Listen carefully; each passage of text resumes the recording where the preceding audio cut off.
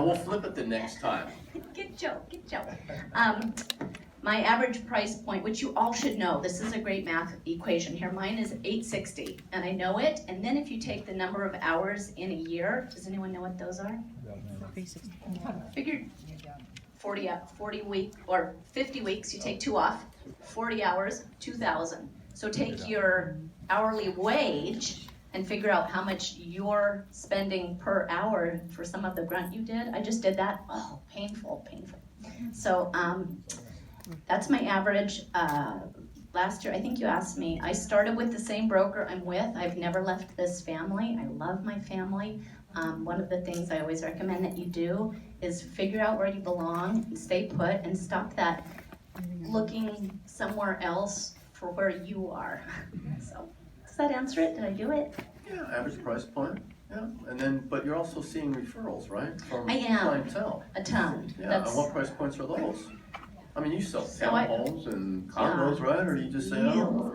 So, I just can't afford to work anymore for less than $15,000 a transaction. So if it's below that, I'll refer it out, or I will actually charge them that. So I'll let a client know. It's natural, there's a percentage that we're not supposed to mention in the room, but there's a natural percentage that many agents, mostly top experienced agents, charge. And for mine, if it's gonna end up that math is below 15,000, it's really 15,000 for me to make it work.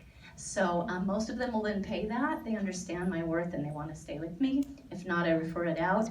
Now I've got a new team member and I'll simply be handing it off in the family to someone else. And so you have boundaries, and obviously you're doing a lot of tracking if you know these numbers. Yes. Yes. Raised by an analytical, so. So my answer is very different because I have no idea what my average, sorry, I mean, I love that you think I should know, I don't know. I have never actually chosen a client based on their price point, either listing or buyer. But my sort of method of choosing is my gut, and it seems super simple and old school, but if I don't feel like this is a person I want to run into, say at a coffee shop, I just don't work with them. And it doesn't really matter how much they're spending or how valuable their home is. I've just learned over the years, like, I'm not the right fit for them. So I honestly don't know what my average is. I can tell you I sold a $90,000 condo to a woman who worked in a plumbing store who I loved and went out of her way to help me one time. And I have sold $2 million homes. The referral, you know, my business probably 75% referral. Over the course of all of those years. A lot of them repeat, you know, every 5, 6, 7 years they're making a change, a lot of their kids too, but yeah, I'll have to look it up because I'm curious what I honestly. But this is a great example. What I think we all love about the business is there's a million ways to skin a cat and it still works. So it's okay that she doesn't know it. You don't have to know it, obviously. She's greatly successful. So again, that's part of the story, I think. And last year I did 63 transactions. Average price when I was $555. It's about $35.9, and it's you know, largely referral based. It's not.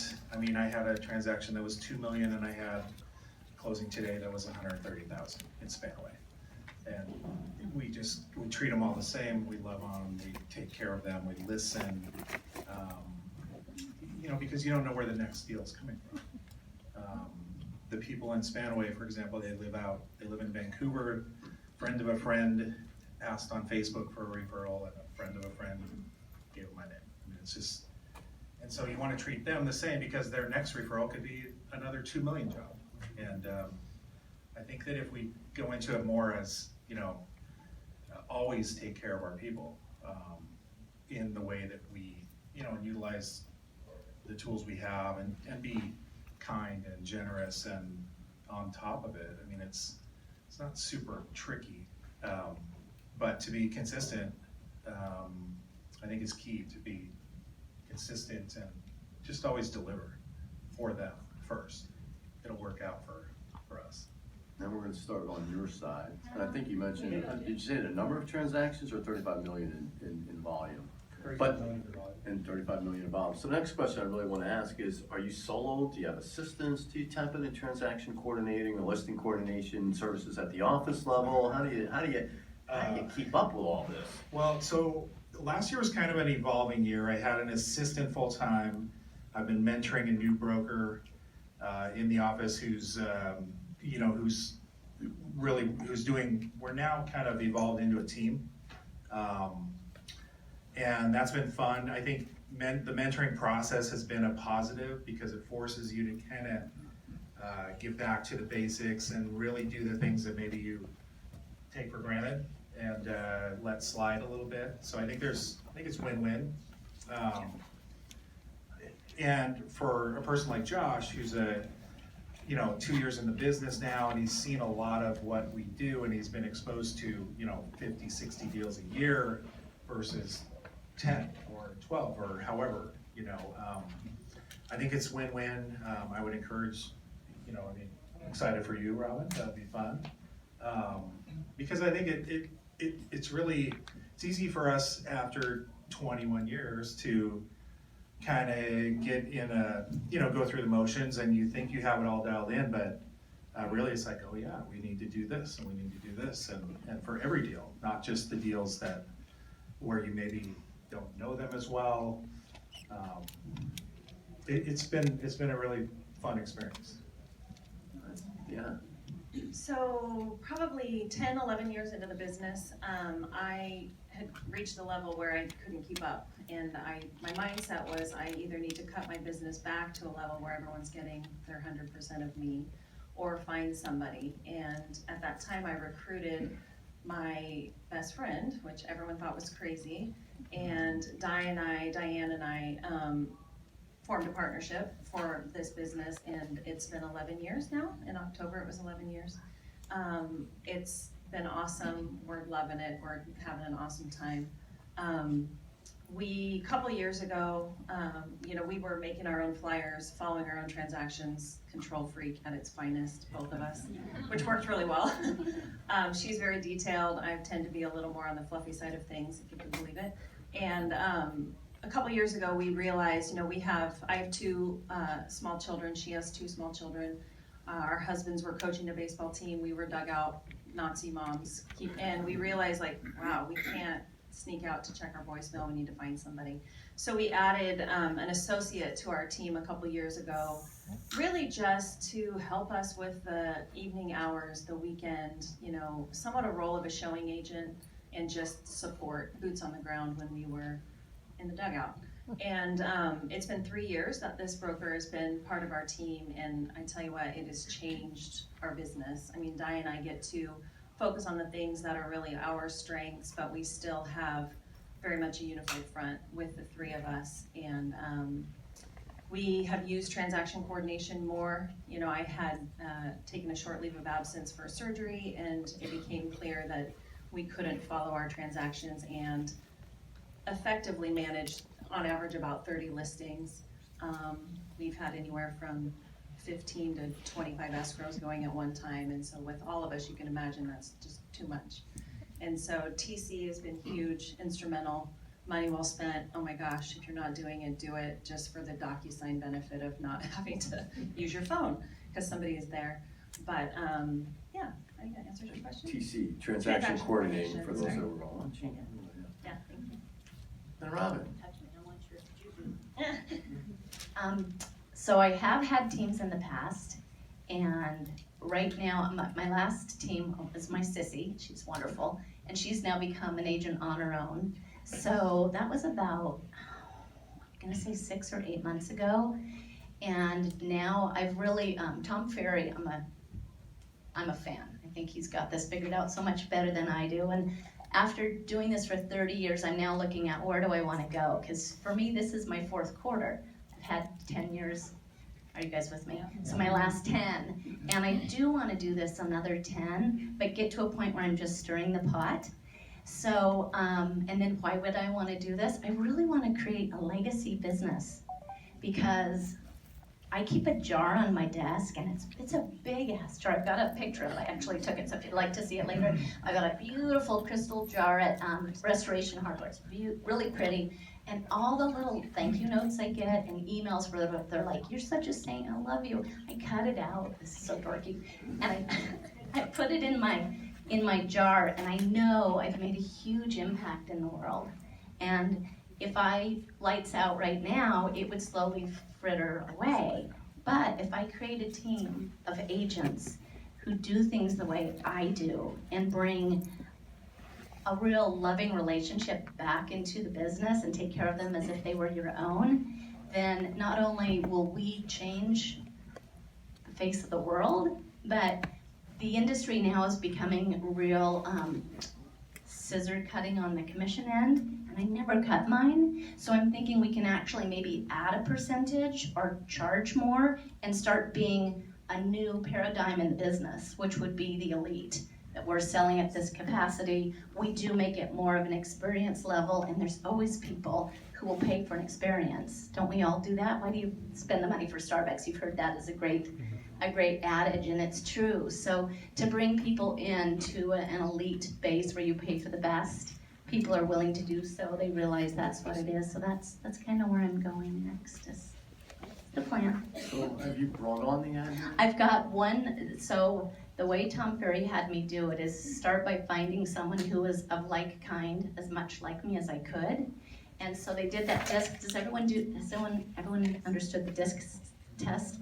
Well, I found like my doppelganger. It's almost frightening where they end up, because you could be in the middle of the axle or all the way to the outside edge, and they're at the same point on the wheel, so they think like me, which is really cool. So then that person I'll be building up to, so my clients will resonate with them the way they resonate with me. And then on the opposite, next person we hire will be the person whose job is methodical and steady and does the back end work is the plan, really carry out the systems. So you have this planned out, you know exactly where you're I headed, know where where I'm you're headed. going, and what you're gonna be doing I next. do. I'm Okay. tracking and I'm Very measuring. strategic. Yes. I'm gonna throw a different question out here to Deanna, because I never heard this before. I used to tell people, don't put your home phone number on your business cards, because you're gonna get calls at all times during the night. So what is your strategy to kind of give you sanity and not be tied down to answering a phone call all the time? I don't even have a home phone. So when I got my real estate license, cell phones weren't actually not even created, or if they were in a bag and nobody had one. And so I have to this day never advertised my cell phone number. It's not in the MLS, it's not on my marketing. I have 2 business cards. I have a vertical card with Di and I, our office number, all of our contact information. I have that same branding on a horizontal card, mostly so I don't give out the wrong one, that does have our cell phone numbers on it, that we are very selective about who receives those cards. So I have had my butt chewed up one side and down the other by brokers who think I'm crazy. I had an agent one time say, you are never gonna make it in this business because you don't give out your cell phone. Okay, we'll see. For me, it was a privacy issue. My husband's in law enforcement, and I did not want my phone number out there. But I also had already started in the business and been down, probably 5 years in before I ever had a cell phone. And I thought, well, I'm not going to change that part of it now. So my sort of rule is, if I don't want to receive a call or a text from you, or if I'm going to cringe when I see your number, you're not getting that number from me.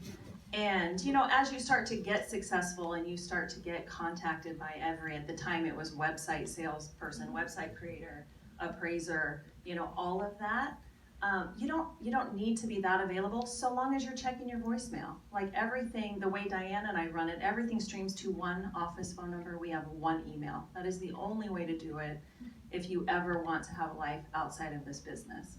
And I've seen a lot of teams where you have a team, but you have your number, she has her number, you each have your own email. How do you ever get away from it? Because if somebody has only ever interacted with me and they call my number and I'm fishing, I'm off every Friday, and I'm usually fishing. I don't take my phone. I mean, I do to take a picture, but I don't look at it for anything else. And so my best advice, if it's not too late and you haven't, or change your phone number and start from scratch, as scary as that sounds, I just have never done it and I don't regret it one bit. Now, some of us, I'm gonna give you a direct question next here, but it's gonna tie into the rest here, but, some of us already mentioned a little bit about where some of the business comes from, but, you know, I engaged in conversation with Joe with the telephone, and he shared something that I'd like him to share with you, but, you didn't just start out with success, right? You showed up to an event somewhere, right? Heard somebody talk, and so, but I want that to lead into, where does your business come from after that, and, how do you keep in touch with everyone, et cetera? So, in talking with Jeff, I recounted, I got my license December 21st, 1998, signed into the Lake Taps office.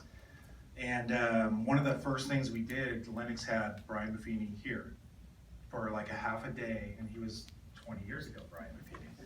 And I'm like, this is gonna be so easy. Because, I mean, it's like, you know, number one, Brian makes it sound easy. And, but it really gave me framework. I got coaching right away. I got organized right away. I basically just called back then, called. I wrote notes. I still write a ton of notes. I email people, notes with stamps in an envelope mailed, like that nobody gets, but everybody opens when they do get them. I mean, it's still the basis of my business. I'm 80% referral. I just sold one of my high school teacher's daughter's house, which is like, okay, that's weird, but, and I'm old now, so. But it's really, it's fun. I mean, and it's like staying connected and honoring those relationships and really deepening those relationships is really where I focus. And I mean, to have that event at that time, I hadn't even sold a house yet, and I got all of that and put it to good use, and it's perfect. So when we were having a conversation and you were chatting about this, you talked about broadening.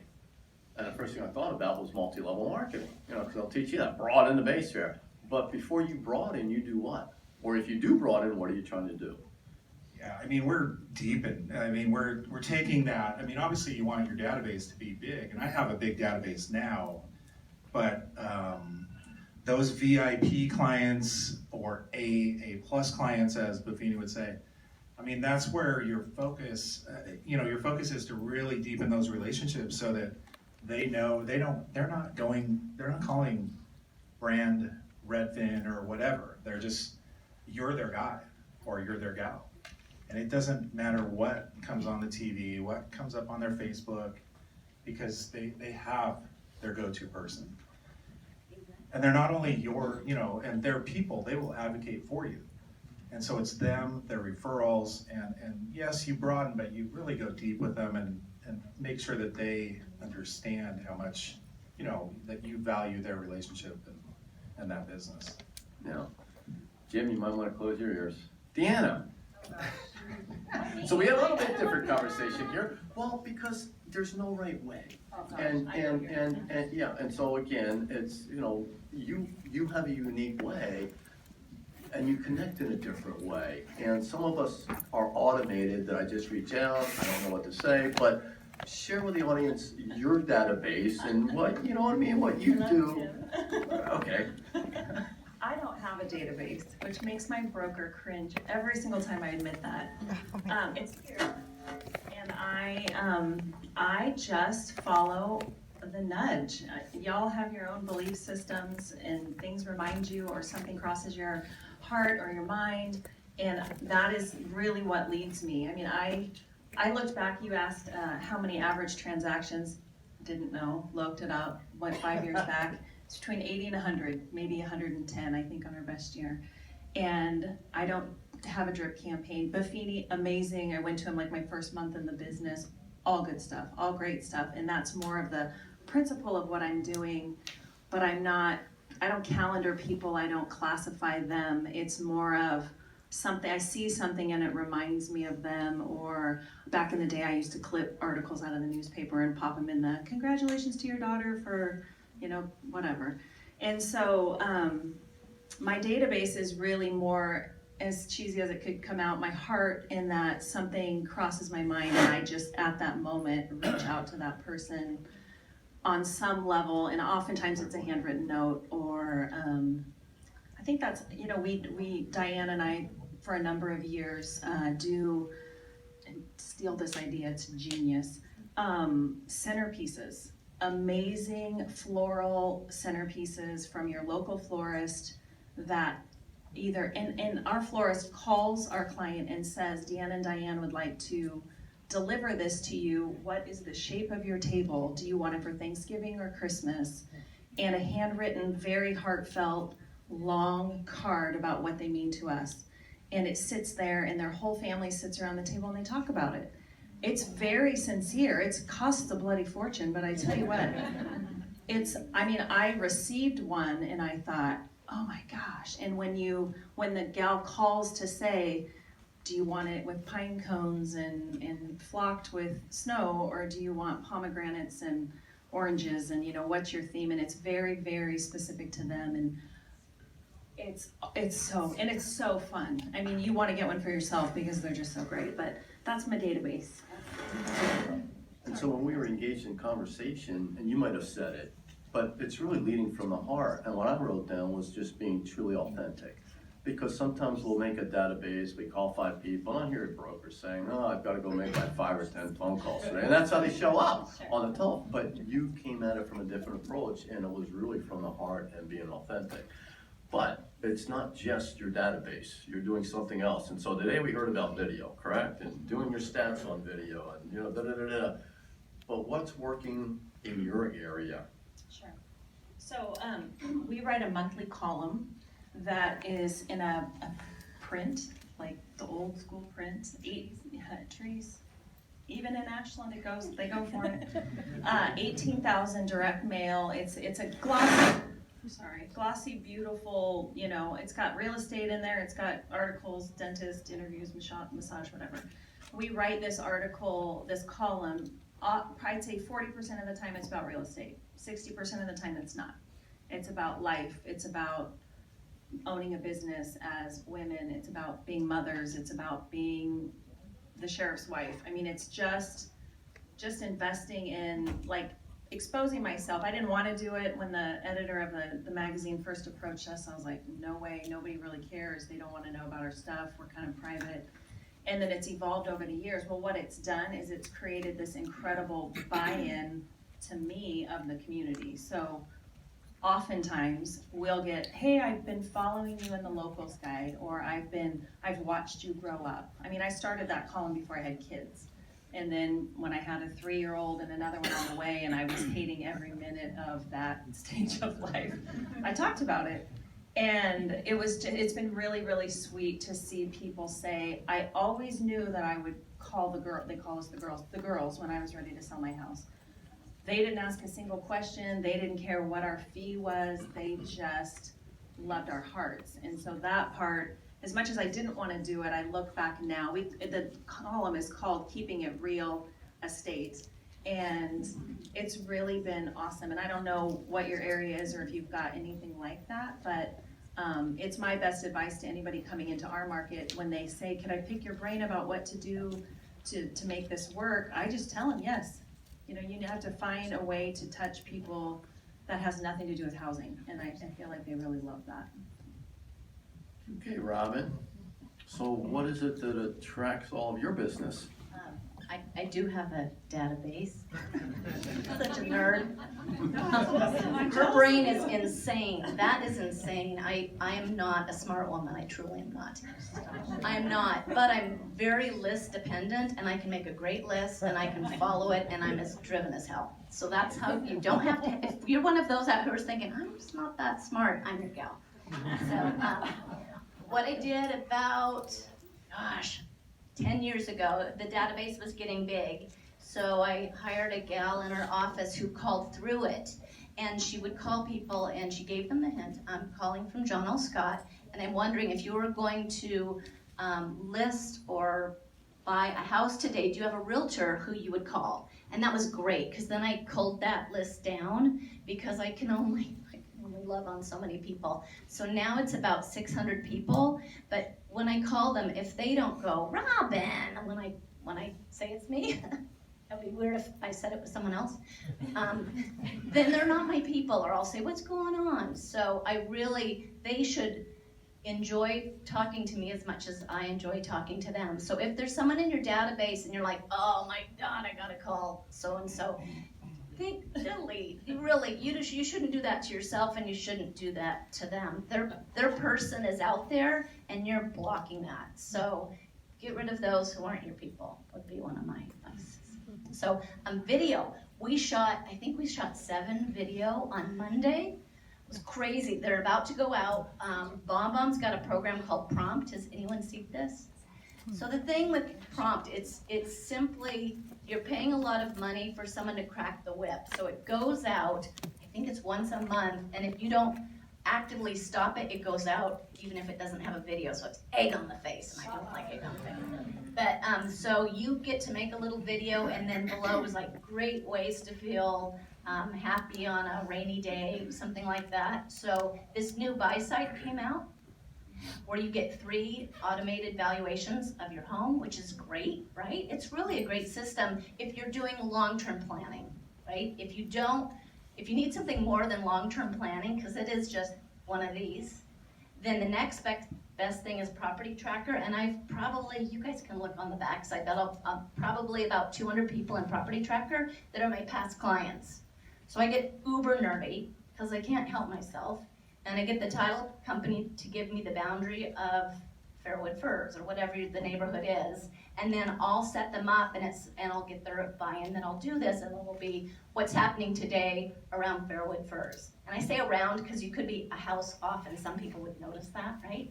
And so that system's back chugging away without me ever touching it after that. It's about, I'll bet I'm 10 minutes to get it set up, which is a lot of time, right? You draw the little map, and then you have to draw it again for the wife, right? So they both get it.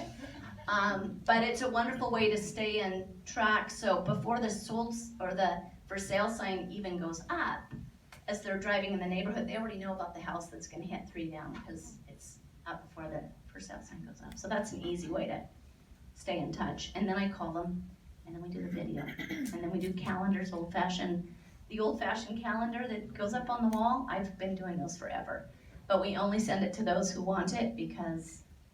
Yeah, trees, right?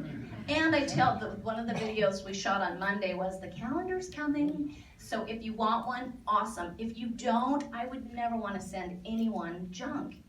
Everything you open from me should be something of joy. So if you don't want it, please be brave. Let me know you don't want it, because I'll send you something else instead. So it'll be fun to see the response. And so you're using the old-fashioned calendar that you've always been, but now you've incorporated it into the new technology of Prompt. I'm growing right? so much it's painful right It's pretty cool stuff here. But tell me more about the home valuation system. Are you using Prompt to market that? And is there a message, or are you just saying click? So No, what's the message? So we just had that at the meeting last week. I think it was Friday. Buy side? Yeah, buy side, was that Thursday, Friday? So I got a hold of Rowan, who we are so blessed with the company we're at, and they don't pay me to say this, by the way. This is truly from the heart. To have something where instead of just getting a Zestimate, you also get an evaluation and an e-appraisal. So you get 3 sources. Most of you know if you do a relocation company sale, they get 2 appraisals, right? And then if 2 of them are within 5%, they average the 2, and that's a kind of a nutshell. That's what I'm telling people on the Prompt. Go to this website. This goes out. Rowan's waiting for tech. He needs a little bit from me to finish it, but he's got the video done. So it'll be, which are you? One of the 3. You want an overall idea of what your place is worth. That's the buy side. Or you want to really have a deeper dive. If you're planning on moving in the next 1 or 2 years, you'll probably care about what's happening just in your neighborhood, and I'll send you that. Or if you really want to know what your house is worth because you're thinking in 2020 you'll sell, give me a call. I'll come out, and that's the video. Nice. To the point, honest. We keep them super small. I would never, if I see a video is asking and it's 3 minutes, that's a big ask. I try to keep it under 30 seconds. That's a lot of time in today's world to ask someone to watch a message. So it's pretty quick. All right, so this time we're gonna start back with Joe again. So, people might be wondering here, okay, well, is this your first time being in the top 1%? And is this your first rodeo? Have you been chairman circle, et cetera, et cetera? But all in the same, besides answering that, what is your drive also as you answer that question? So Joe, you wanna share with that? Yeah, so 2018 was my first time in top 1%. I've had a lot of roles at General Scott. I've been a manager. The last 6 years or so, I've been solely selling. And the year before that, I had an interesting year. I was my last year as a manager. One of our top producers, top 1% in Pierce County for like 21 years in a row, Grace Hutloff, was in my office. I got to know Grace very well. I got to see her and her 2 assistants do their thing, and really, you know, it's inspiring to see someone like that do it. Not only because it just to see it firsthand that it's not what she does isn't like earth shattering. Like there's no secret. It's just a whole lot of really, really good work and really great follow-up and really caring about her clients and really caring about her assistants and I think she doesn't even know how much that helped. And I try to share that with people that are you know, looking to boost their business because it helped a lot. My last, you know, every year from then on was chairman's circle or whatever, you know, just not quite 1%, and then last year was up in that range. So. What drives you though? Well, I've always been competitive to probably, you know, always. I was a PGA professional in my prior life, got into real estate in my early 30s. I mean, I like to keep score, I like to win. I have a daughter that's, you know, I have a 16-year-old daughter who is an amazing kid. And, you know, getting her set up is, I mean, it's taken away from my golf game, but it's really been rewarding and to help her really achieve all of her dreams. Yeah. So I have been top 1% for the last 8 years. Yay! And my drive, you know, when I got my real estate license, I was 23 and fresh out of college, couldn't get a job to save my life. And the average age at that time in the state of Oregon was 52. And every person that I encountered was sure that I would fail, and I am far too stubborn to fail. So that was really my drive, was just to prove all those old people wrong. And now I'm getting closer to being one of those old people. And so I think, yeah, so over the years, my drive was really, you know, I look back at production and I don't necessarily my highest production in my 20 years was 52 million. But I can tell you that wasn't my most successful year. I sold the most, but it was so out of control and so unbalanced. And that helped me to sort of put into perspective, like, what is it that's really driving me? And, you know, it's for me and I don't go into the year saying, oh, I hope we get top 1%. You know, we made some changes by letting go of some control and finding more balance. And, you know, I told you I take Fridays off. My business partner takes Mondays off. I work 1 weekend a year, 1 weekend a year, 1 weekend a month. So 3 weekends out of the month, I have 3 days off. And those 3 days, I soak into my family. I have 8 and 10-year-old boys. And if any of you have boys, you know what that's like. So, yeah, I think my drive is, you know, working hard, but also really, you know, my phone, the ringer's off when I walk in the door. I leave my office at 4. Like, I just set it on the shelf, and I do check it, but I only check it when typically they're outside shooting hoops or I'm in a position to focus on what that message will say. My mindset doesn't let me not focus on it, so I've learned I just can't even know that it's there until I'm ready to deal with it. And so I think over the years I've been able to fine-tune the drive, and my drive is, you know, my goal is to retire when I'm 51, and I'm on track for that, and that feels really great. But I think just seeing people work and work and work and work and work, and then they're finally ready to retire and then they die. Like, that's my drive. I don't wanna do that. So I think, it's been good. It's an awesome industry to be in. I think if your focus remains in the right place and your heart is there, like, the success will come if you don't focus on your income, or your gain from it. And it kind of feels like that's sort of the common thread. We're all doing it very differently, but the production is there, the accolade is there, which is what's neat about if they don't bring you joy or you don't bring them joy, let them go. Release them to find their person, because there are a lot of other brokers and somebody will be the right fit for them. And so that is I think empowering for all of us, is to, like, for example, I don't like video, I don't do it. I know I should. It makes me sweat to think about it. But that's okay, because I do what I love to do and I do what I'm comfortable in. And so that attracts those people, where I might be missing a whole demographic because they love all of that. It makes me want to throw up to think about it. So I just don't do it. And it's kind of my generation, maybe. I mean, it's definitely Diane. She's 8 years younger than I am, but it's just not our niche. Our niche feels like we're little old ladies, and it works. Holy crap, what does that make me? No, I mean, my heart, I'm a little old lady. So Robin, what drives?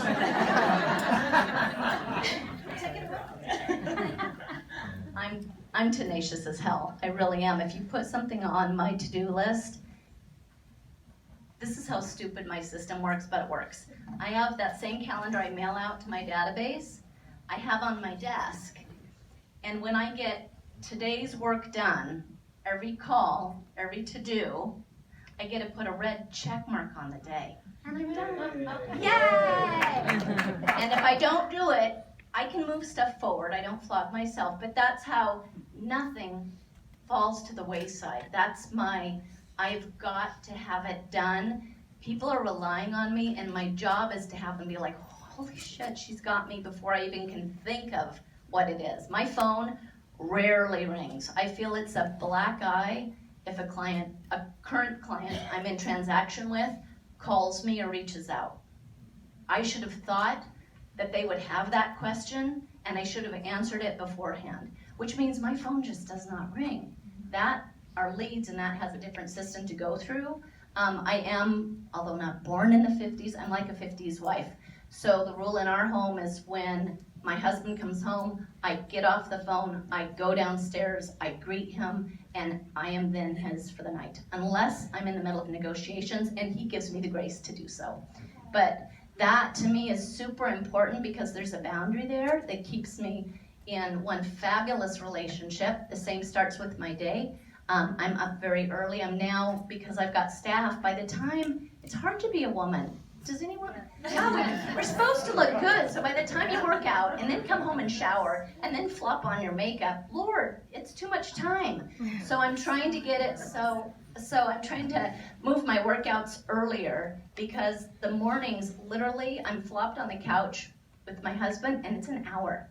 And it's not phones. We're simply, our couch is super deep, so we're face to face, toe to hip, right, on a couch, and we're just there together. And sometimes it's super quiet, and we're just staring out the window. Sometimes it's highly engaging, but I'm so connected to that man, and I love him so much, that taking the time for him tells the universe that there'll be time for everything else, so that I'm not scattered and rushed through the day. I have a full day, but I'm not scattered and busy. Did that answer anything, I hope? Not at all. It is what drives me. Yeah. To be reliable is a big deal for me. So another question I'd like to ask, and also, is it by design? But what is your ratios to buyers and sellers? I remember back in some of the days, especially subprime meltdown days, it was like, we don't want a listing, not at least a non-distressed listing, because all the REOs and short sales, and everyone wanted the buyers. And then it flips, and now everyone wants the listings. And so over the period of time, or the last years, if you're tracking, what's the ratio to buyers and to sellers, and is it by design? Do you want it by percentage? She has the actual numbers and the percentage. So, I'm assuming we're starting. Yeah, you won, then I'll go Trying to the get other Joe. way, then I'll do the Joe the next time.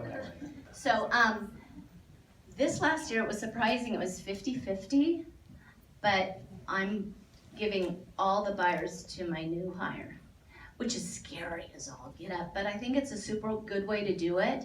I had an assistant years ago, and the rule was she got her percentage, whether I touched them or worked with them or not, which then makes you think, why am I touching them and working with them if she's gonna get paid? So it was a great built-in lesson to hand it all off, and I'll be doing the same with him, which is a great way to go. So this year,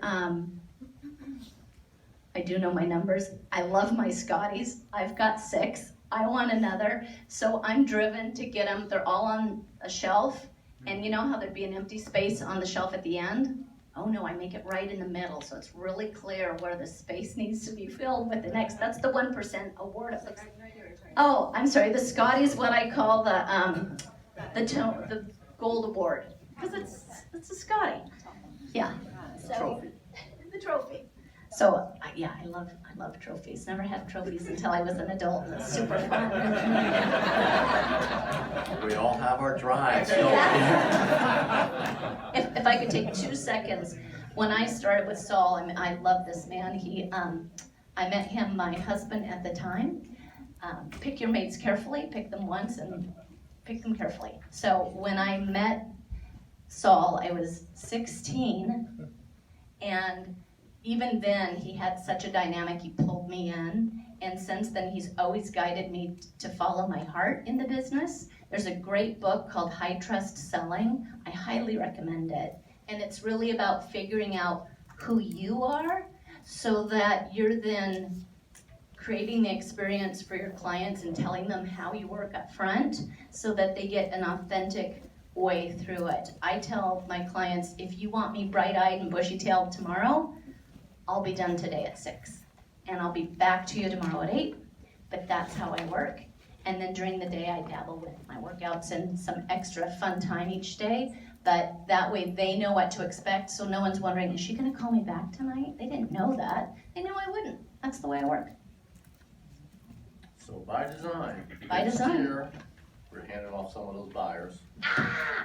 I know, control's tough. I'm but- gonna do it, you watch. Yeah. Totally forgot the question. The question was, percentage of buyers and sellers versus sellers, and is it by design?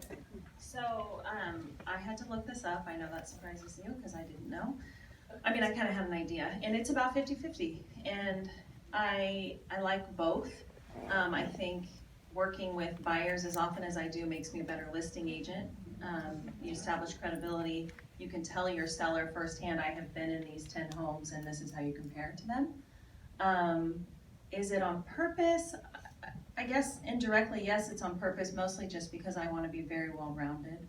I think it serves everybody better. It serves the buyer better because, again, you've shown those homes to other people or you've seen that they're not selling or they're sitting on the market, and so yeah, and you have a real good sense for it. So I think the biggest range is like 52 to 48%. But for the most part, it's like 51 transactions and 49 or 48. It's just right there, half. For me, I've always been a little heavier on the listing side, about 2/3 to 1/3 buyers. And I'm in the process of handing off more buyers, which is scary, but not scary. He's in the room, so. Josh is in the room and he's great and he's gonna handle them, and I'm gonna just go get another listing. But yeah, it's been 2/3 to 1/3 buyers, and that kind of, and we work with a couple investors where we target off market properties and things too, so maybe it's a little more balanced, but definitely heavier on the list side by design. I mean, I prefer to go get the listing and fill in the SOC properly. We appreciate it. I just slide that one in there. This will be one of probably the last questions that I'm gonna ask you.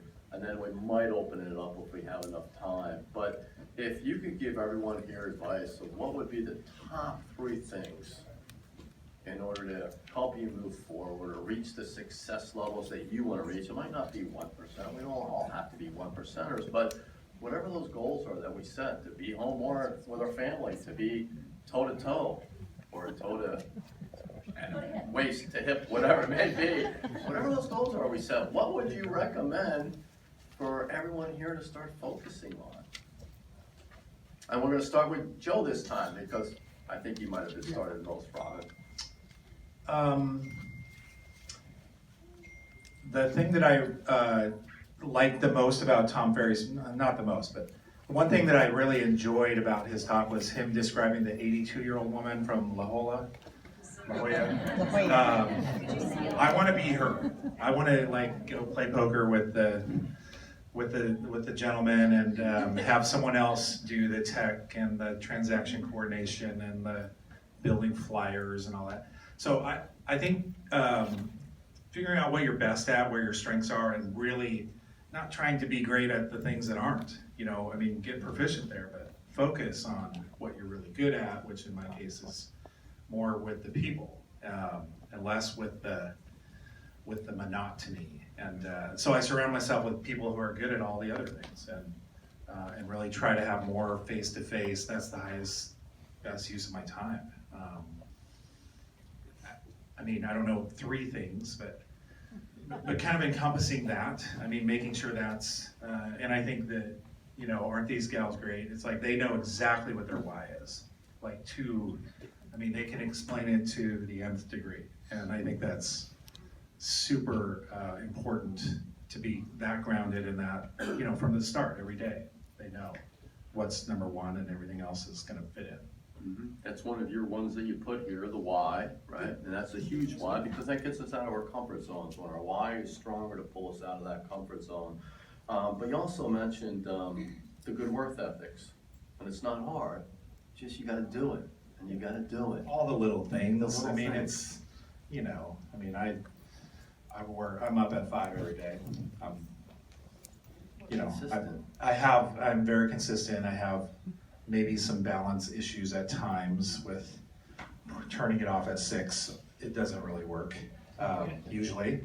But my clients know that I am there for them first and foremost, and whatever, you know, it's about them.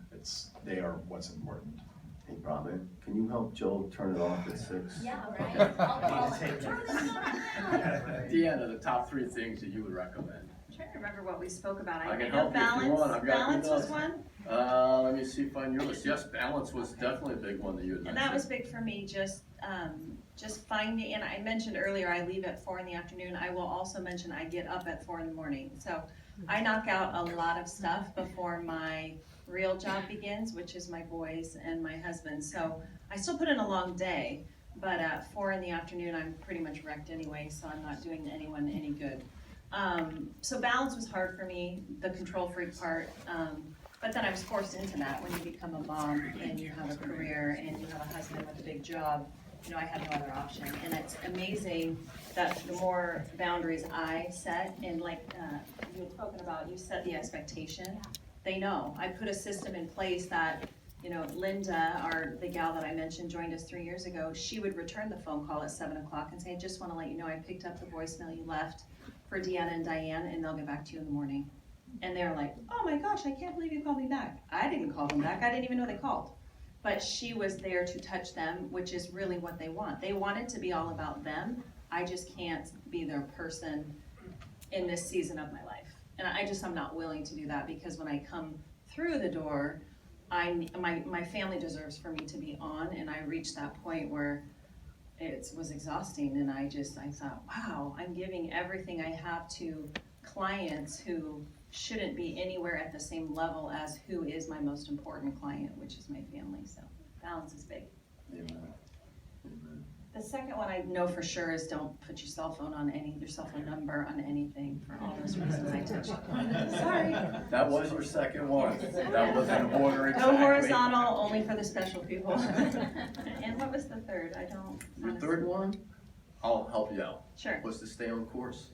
stay on course and do the work, very Yes. similar to what Joe also said. I think the greatest mistake that I have seen from when I started to even now is the newer agents, you have a successful month or two, and then you go away and take a vacation, and it's like, just do the work. Put your head down, stay the course. Your time will come, it's not right now. It's not in the first 5 years, if you want to elevate to that level. When I first started, you know, my husband worked in another county, we didn't have children, he was focused on his career, I was focused on mine. I did desk time every chance I got, I held open houses every Saturday, every Sunday, not because the house was ever gonna sell, it never did. But I got to put my face and my name, and I remembered people, and I would see them weekend after weekend after weekend. When I closed my first sale, I set $10,000 aside when I got into the business and thought, if I can't sell a house with I'm not fit to be. And I had $36 left when I cashed my first commission check. But I didn't go off and spend it. I reinvested it back in the business. I kept working, and I see so many brokers, and maybe it's a different generation, but this sense of entitlement, like, I just closed this, whatever, $1 million deal, and then they go buy a new car, or they go take a trip, or they go out of town for 3 or 4 days, and like, forget it, I don't care, I'm a rock star. It's like, your clients want what they want when they want it, and if you're not there, they're gonna find somebody else, and so I feel like they forget to stay the course. And when the highs are high, it's high, and when the low, they're like, oh, the market's bad, so I'm just gonna not pick up my phone or check my messages or call people back. And one of our very best years is the recession hit, our business doubled that year. And I had people go, you're the 5th agent I've called and the first one to call me back. I was like, Amen. wow, it seems so simple, so just do the work and the success will come. Robin, do you have 3 recommendations? My first one was to figure yourself out, because if you figure out, and you can just, this is easy, during the day, try this, because I did this to make my job description. I wrote down everything I did. So, and I did it for 30 days. And it was amazing what I was doing, and then I tracked it, because again, I'm such a nerd. So I would be like, is this painful to do? Is this the bane of my existence? Is this sucking the living life out of my soul, like filling out the lip sheets is for me, the listing input sheets?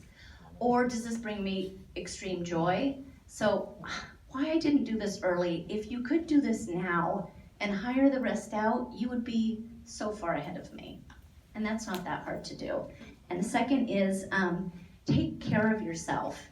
So, gosh, oh boy, I wish I had a lot of the brain cells that I have frittered away with a few glasses here and a few glasses there. As I get older, I really want my brain to last. I rarely drink anymore. I had 2 last night at Lennox's event, but that was my first in 3 weeks. I'm just really conscious of the trade I'm making when I spend brain cells poorly.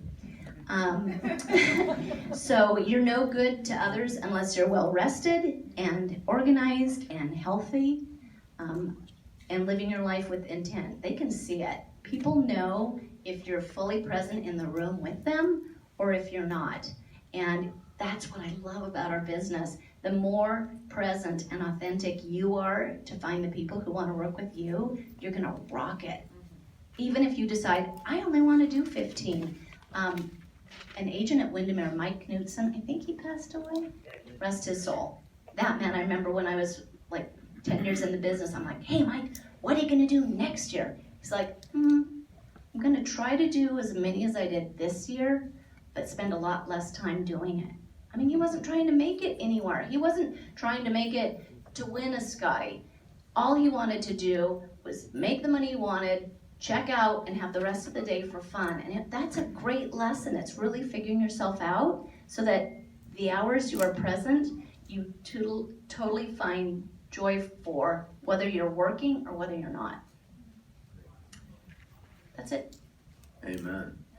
So I need to thank Lennox, because, we all say, make 5 phone calls, 10 phone calls, reach out to your clients. Through Lennox and doing this, I had the opportunity, I had another panel that was in here too, I had some people sit up front, but just to reach out and be there and really listened to your stories.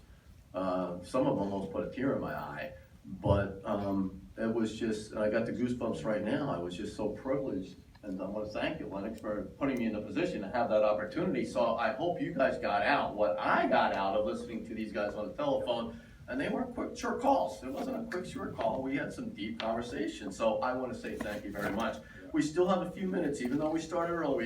We have 8 minutes. I promised we finished. We'd open up for some questions. We might not reach anybody, but somebody already raised their hand in the back. So I'm going to hit the first one in the very back of the room. I have a question for maybe any of you, but I'm assuming that you guys are definitely looked up to as an inspiration in your offices, probably within your friends, your families. Is there one person that you think has truly inspired you both professionally and personally, and why? That's easy for me. Mine's Saul. Saul. Incredible broker. No, my broker. My broker. Thank you, Robin. Yeah, it's true. He's always been there for me. Went through a terrible, terrible divorce.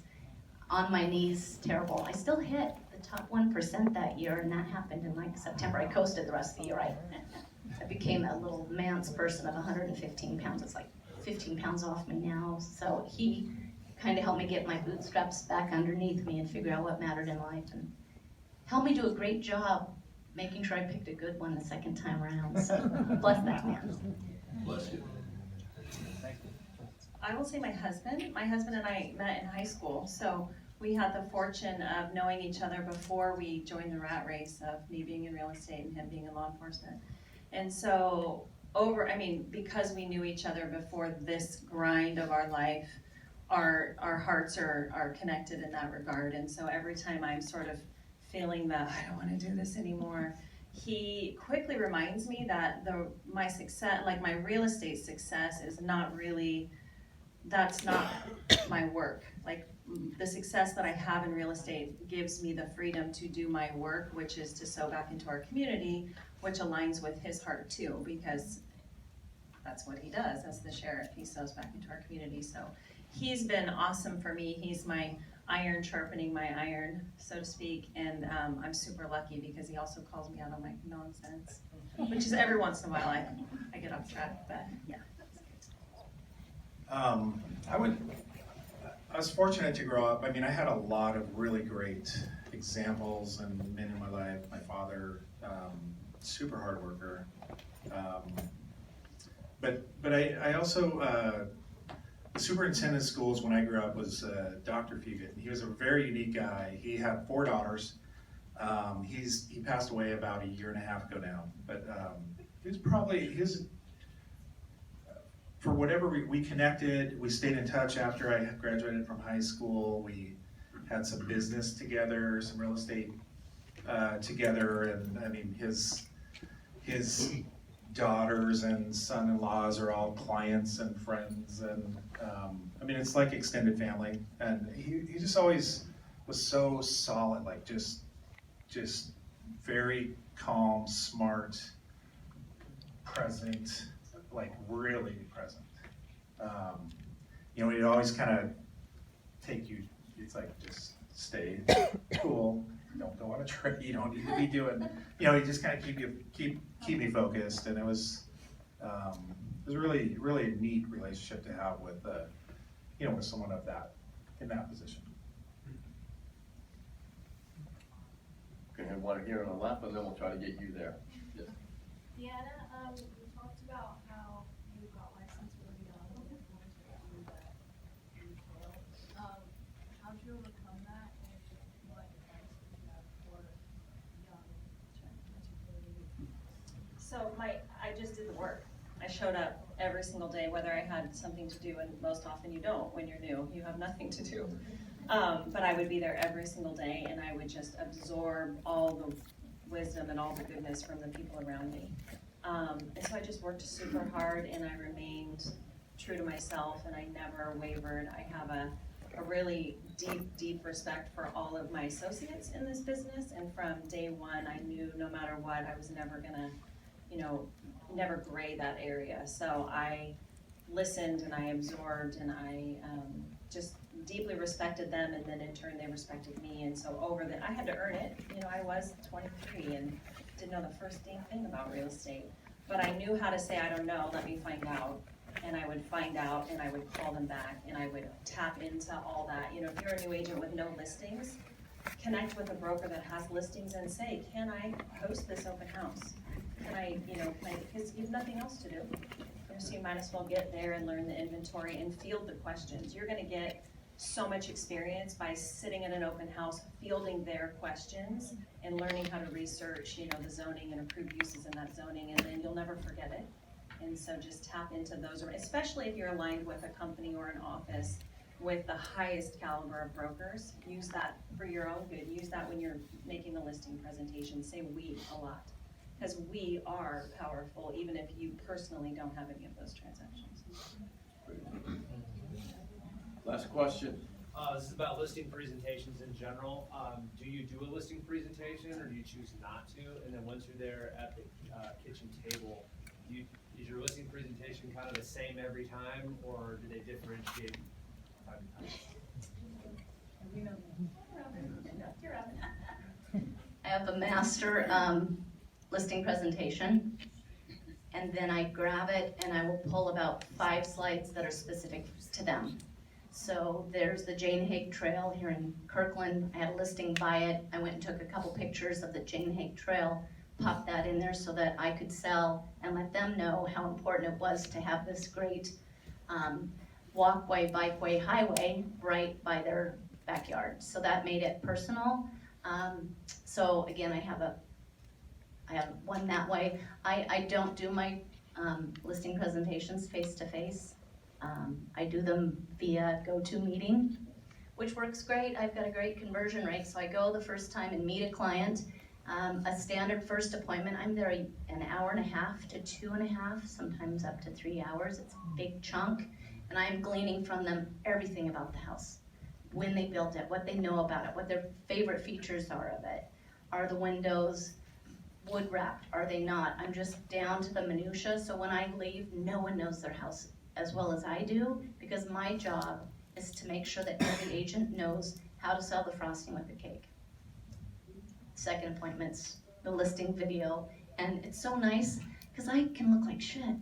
So, excuse my French, but as a woman, it's really nice to have a day carved out of my business week where I get to wear, I've got my favorite sweats, and I got my favorite big old sweatshirt, and I get to work a whole decadent day, and I am getting a lot done, but no one sees my face. I'm just working in my office. Joe, Deanna, you want to add to that? Yeah, no, I have a listing, I use the black box and I use the seller guide, and I have the designations, and then for every specific property and seller, how that makeup matters, how you communicate to them, if they're a married couple, if they're, their ages and so forth. But then we just personalize it specific to their property with those comps, and have a listing. The listing's already filled out, highlighted, and signed here, all of it. Like there's a date. We don't have to go live tomorrow. We can put the date in a couple weeks down the road. But I'm there to get the listing. So I don't, I don't do anything in advance of visiting somebody's home. I don't go in with a price. I know the market, so I can talk actively about, I don't give a value at that meeting. I don't have paperwork filled out. It's really me interviewing them as much as they're interviewing me, because I don't want to share my time with someone that I don't enjoy being around, and that's more important to me, I think, than walking away with the signed agreement. Because I do have a business partner, we have the luxury of 2 sets of eyes. Diane and I will leave a listing appointment, maybe we spend 30 minutes tops in that initial, just get to see the house, talk with them for a bit. We go back and independently research value, she and I hash it out, and then we send an email market analysis of, here's the value of your home. If we don't hear back from them within a couple days, we follow up. There are different listings that warrant different approaches, but by and large, that's how we do it. Every once in a while, someone wants to know, like, what is your plan of action or your marketing plan? We oftentimes don't give it to them because it becomes really clear that they just want to use that as leverage with another broker. And we're just really clear about that, but that just comes with lots of years of getting burned. Or spending a lot of time guiding people through everything to do to their house to find out that they listed it with their sister who's brand new, but that's what they intended to do all along. So we go into it a little more organically, I'd say, and go with our gut again when we leave and decide. And if either of us doesn't get the right hit, or sometimes it's, how'd you sleep last night? And Diane will say, oh, I don't have a good feeling. I'm like, we're out. And there's somebody there, and we'll refer them to somebody, and we will call that broker and give them a heads up. Like, this person's probably gonna be an ass ache for you, but you're new, and you gotta do what you gotta do. You know, I think we can go on and on.